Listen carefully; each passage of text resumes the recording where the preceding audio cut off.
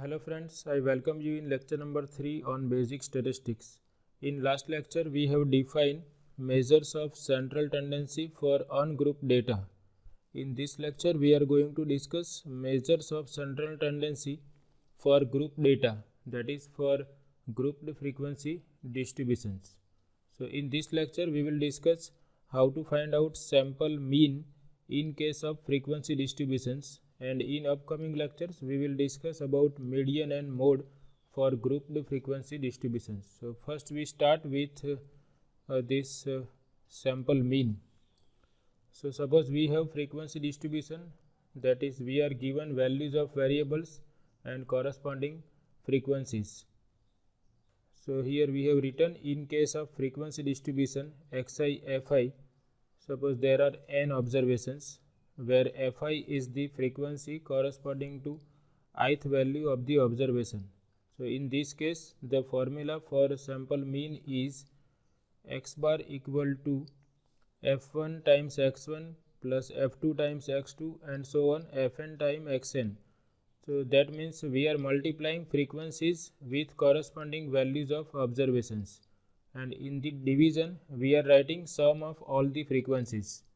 In sigma notation we can rewrite this as sigma fi xi I equal to 1 to n divided by sigma fi, or we can simply write with this notation x bar equal to sigma f into x divided by sigma f. So we will use this notation, it is comfortable. Sigma f into x means we are multiplying each frequency by corresponding value of variable, and we take summation of those products f into x and we divide by sigma f. So this is very simple formula. If your distribution is frequency distribution, you have to use this formula to find out sample mean or arithmetic mean or average. We consider this example. Find the arithmetic mean of the following frequency distribution. So here we have values of x and these are the corresponding frequencies. So to use this formula we will prepare a table in which we will find out these summations.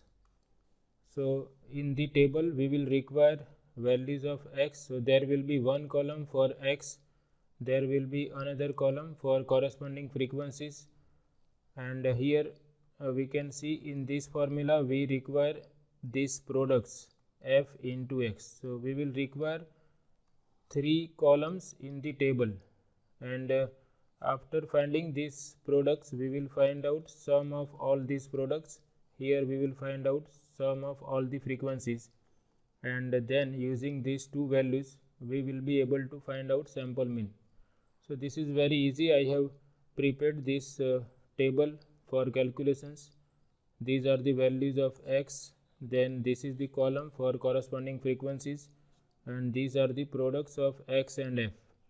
So we can see we have multiplied 1 and 5, that is 5, 2 into 9, that is 18, 3 into 12, that is 36, and in this way we have obtained this column f into x, and if we multiply all these values we obtain value of summation f into x. So sigma fx is 299, and if we sum all these values we obtain summation of all the frequencies, that is sigma f. So from table we write that summation of products f into x is 299 and summation of frequencies is 73. So by the formula sample mean is x bar equal to sigma fx divided by sigma f. By using these two values we obtain x bar equal to 4.09. So this is the sample mean for this frequency distribution. So for frequency distributions we have this type of formula for the sample mean. Okay, this data is known as ungrouped data. Okay, this is ungrouped frequency distribution. We are having individual values of variable x. Now suppose our frequency distribution is grouped frequency distribution, then how to find out sample mean? So if our frequency distribution is grouped frequency distribution, then we will be given classes and corresponding frequencies. For example, we are given this type of classes 0 to 10, say 10 to 20, 20 to 30 and so on. And here we are given corresponding frequencies. So in case of grouped frequency distribution also, formula remains same. This is the formula for ungrouped as well as grouped frequency distribution for sample mean. But now here we are not having individual values of x. Instead of that we are having classes. So these individual values of x will be obtained by taking mid value of these classes. For example, if I consider this class 0 to 10, then I will consider x as average of lower limit and upper limit, that is 0 plus 10 divided by 2. So I will consider mid value of this class as x equal to 5. So these x values will be mid values of corresponding classes. Mid value means average of lower limit and upper limit of corresponding class. Similarly, mid value for this class 10 and 10 to 20 will be 10 plus 20 divided by 2, that is 30 divided by 2. So we obtain 15. Similarly, 20 plus 30, that is 50 divided by 2, that is 25. So in case of grouped frequency distribution, formula for sample mean remains same. The only difference is these x values are nothing but mid values of corresponding classes. Another name for mid values is they are known as class marks. They are representative of the classes, so they are sometimes known as class marks also. So that I have written here. In case of grouped frequency distribution, we have classes and corresponding frequencies. In this case, formula for sample mean remains same as I discussed, where x is the mid value or class mark of the corresponding class. So we have considered one problem for this grouped frequency distribution. Compute the mean of the marks from the following table. So we can see here we are having classes 0 to 10, 10 to 20 and so on, 50 to 60, and these are the corresponding frequencies or number of students. So here we are not given values of variable x. So value of variable x will be considered as class marks of corresponding classes, or mid values of corresponding classes will be considered as values of x in the formula for sample mean. So here we require how many columns are required. So first we will write down these classes, then we will write down corresponding frequencies, then there will be one column for mid values of corresponding classes, so that will be value of x, and then we require this column product of f and x. So we require one more column in this case. So I have prepared this table. Here I have written these classes, marks are given in classes, then these are the corresponding frequencies. Here I have written midpoints of these classes. Midpoint of this class is 0 plus 10 divided by 2, that is 5, that I have written here. Similarly, 10 plus 20, that is 30 divided by 2, which is 15. 20 plus 30, 50 divided by 2, that is 25, and so on. In this way we find out mid value or class mark for each class, and then we multiply these two columns f and x. 12 into 5, that is 60, 18 into 15, that is 270, and so on. And then we find out this summation. Sum of all these products is sigma fx, and sum of all these frequencies is sigma f, and we use this formula. Sample mean is x bar equal to sigma fx divided by sigma f. Sigma fx is 2800 divided by 100, and our mean is 28. So in this way we can find out sample mean in case of frequency distributions, either ungrouped frequency distribution or grouped frequency distribution. Now sometimes what happens, if these values are very large, suppose these values are very large, then this calculations becomes time consuming and tedious. So this method is known as direct method for sample mean.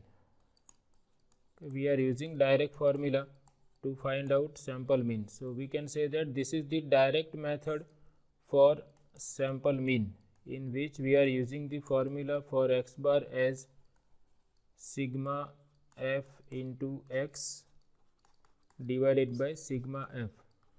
So if we calculate mean by this formula, we can say that this is the direct method for computing sample mean. Now sometimes if values of this variable x and corresponding frequencies are large, then computations becomes very time consuming and tedious. So in that case we should think for some shortcut methods for finding sample means. So we are having two shortcut methods for sample mean. We will discuss both the methods one by one. So one shortcut method for mean is known as assumed mean method. So in this method we choose an arbitrary constant capital A that we call as assumed mean and subtract it from each value of x, and then we find out these quantities denoted by d equal to x minus a, where a is assumed mean. So how to select assumed mean? So we will select assumed mean. We can take any value for assumed mean, but for our conveniency we will select value of variable x which is in the middle of the data. Suppose I am having 5 values of variable x, then this middle value I will consider as capital A. So that selected value is known as assumed mean. Then we will find out deviations of each x value from this assumed mean. So we will find out these quantities d equal to x minus a, where a is assumed mean, and this d equal to x minus a is called deviation of x from a. So if I take d equal to x minus a, x will be equal to d plus a. Now our formula for sample mean is x bar equal to sigma f into x divided by sigma f, and we are taking x equal to d plus a. So now we first find out this product by taking x equal to d plus a. So if x is d plus a, f into x will be f into d plus a. This is equal to f into d plus f into a. Now all these summations are finite. So if we consider sigma fx, then this is going to be sum of f into d plus sigma f into a. So this we can rewrite as sigma fx equal to sigma f into d. Here a will be independent of this suffix, so we can take it outside. So a times sigma f, and if we divide this whole equation by sigma f, we obtain sigma fx divided by sigma f into d divided by sigma f plus a. Now this quantity is nothing but sample mean x bar, so that we replace by x bar. So we have x bar equal to a plus sigma f into d divided by sigma f, where what is d? So d is the deviations of x from this assumed mean, where a is assumed mean.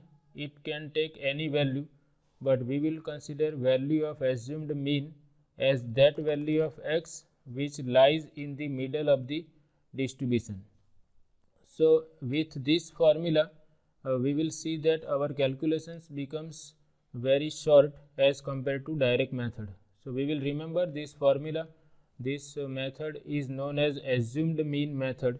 We are taking this capital A as assumed mean, and using that assumed mean we find out actual mean. So that for this formula or this method is known as assumed mean method. So we will remember this formula: x bar equal to assumed mean plus sigma f into d divided by sigma f, where d equal to x minus a. So we consider one problem for this method.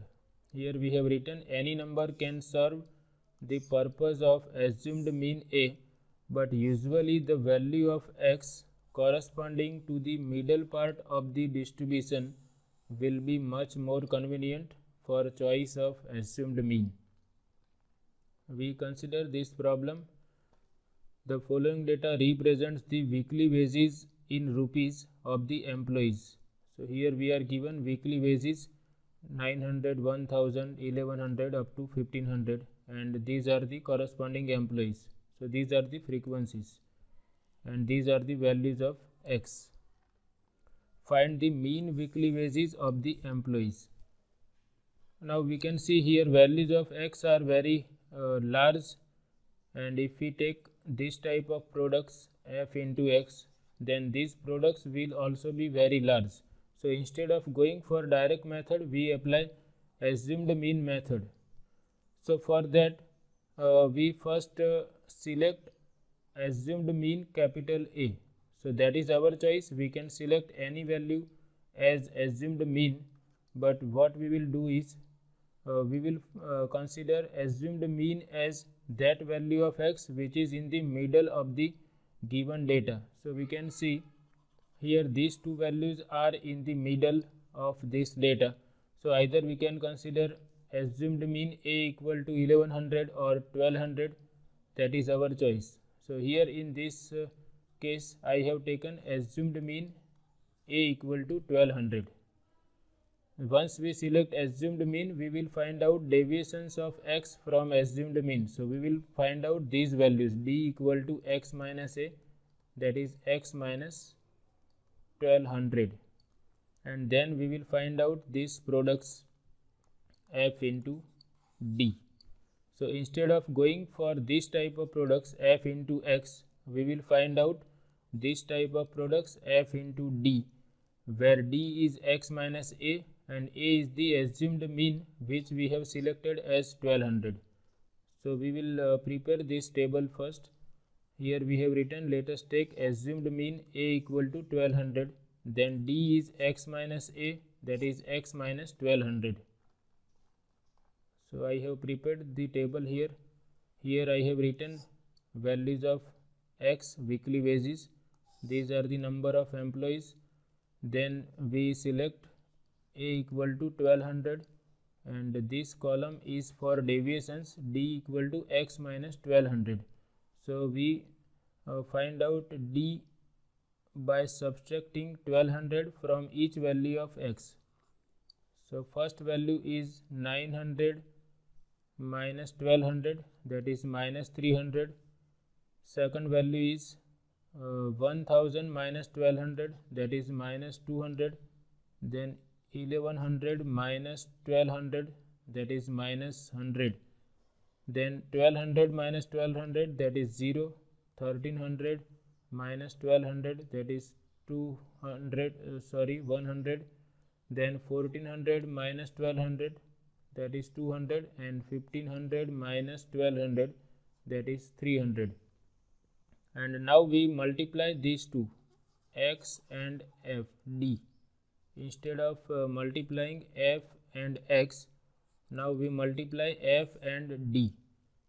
So 900 into minus 300, that is, here it is a mistake, I have to write minus 2700, and sorry, I have to multiply these two, f and d. So it is correct. F is 12 and this is minus 300, so this is minus 3600. Then f into d, that is 13 into minus 200, that is minus 2600. 14 into minus 100, that is minus 1400, and 13 into 0, that is 0. So in this way we obtain this type of products. So we can compare if we obtain this type of products f into x, for example, if we consider this first product 12 into 900, then we will have 10800. These are the products f into x. Then I will have 13000. So you can compare these products f into x with these products. So by considering assumed mean, these quantities become small as compared to these quantities. So our calculations become short as compared to this direct method. So that is why it is comfortable to use this method. So now we have obtained this sigma f into d. And this is sum of all the frequencies, that is sigma f. So we have ready-made formula now. Mean x bar equal to assumed mean plus sigma f into d divided by sigma f. So here we substitute sigma f into d equal to minus 2700. Sigma f is 80 and we obtain mean equal to this 9330 divided by 8, that is 1166.25. So we can use shortcut method if we wish, that is our choice. Either we can use shortcut method or we can use direct method, which is sigma f into x divided by sigma f. Now this is first shortcut method, assumed mean method. We have another shortcut method also, which is known as step deviation method. So what is difference between assumed mean method and step deviation method? So in step deviation method, suppose we are given grouped frequency distribution. So here we will have classes and then we will have corresponding frequencies. Suppose classes are 0 to 10, 10 to 20 and so on. So here we can see length of class interval or magnitude of class interval or class size is 10 minus 0, that is 10. So class size is h equal to 10. Then we will find out mid value of each class. Here mid value for first class is 5. For second class mid value is 15 and so on. Now in assumed mean method, we first select assumed mean and then we find out deviations of x from a. In step deviation method, first we will select assumed mean. So assumed mean means that we will select from these x values, and after that we will define this new quantity u equal to x minus assumed mean divided by this class size. So if we consider this u values, then we will have one more column u equal to x minus a divided by h, where this capital A is assumed mean and h is the length of class interval or class size. Now after that we multiply these frequencies by these u values, and in this case our formula for this sample mean will be given by x bar equal to a plus h times sigma f into u divided by sigma f.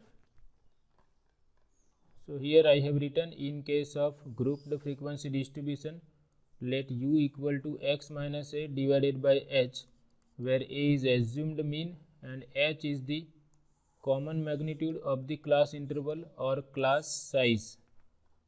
And if we consider this u equal to x minus a divided by h, then mean is given by x bar equal to a plus h times sigma f into u divided by sigma f. So if we use this method, then our calculations will become short as compared to assumed mean method as well as direct method. So we consider this example. Calculate the mean daily wage from the following distribution. So here daily wages are given in classes. We can see these are the exclusive type classes and these are the corresponding frequencies. Now if we want to use step deviation method, first we have to find out what is the class size. So here we can see class size is 10 for each class. Then to use this method we require assumed mean. For assumed mean we have to find out middle value for each class. After finding out middle value we will find out assumed mean, and then we will find out u equal to x minus a upon h, and then we will find out f into u, and after that we will use this formula. So that I have done here. First I have written here classes, then number of frequencies. These are the class marks or midpoints. So 150 plus 160 divided by 2, that will give me 155 as the class mark or midpoint of this class. Similarly, I have obtained midpoints for each class, and we can see this value is in the middle, so we have selected this value as assumed mean, capital A, and length of class interval is 10. So we have u equal to x minus a divided by h. Here a is 175 and h is 10. So we obtain u equal to x minus 175 divided by 10. So here for the first value of x, we put x equal to 155 minus 175 divided by 10, and we obtain minus 2. Similarly, 165 minus 175 divided by 10, that will give us minus 1. For this x value, 175 minus 175, that is 0. Similarly, these u values are obtained by taking x equal to 185 and 195. After that we find out product of f and u values. So here I have 5 and minus 2, that is minus 10, 8 and minus 1, minus 8, 15 times 0, that is 0, 10 into 1, that is 10, 2 into 2, that is 4. So you can see here how we are minimizing the number of calculations. If you apply direct method or assumed mean method for the same problem, calculations will be large as compared to this method. So that is the conveniency for this method. So after that we find out all these summations, sum of f into u values, that turns out to be minus 4, and sum of all the frequencies is 40. So now mean daily wage is x bar equal to, we have to remember this formula, a plus h times sigma f into u divided by sigma f. These two are in the product.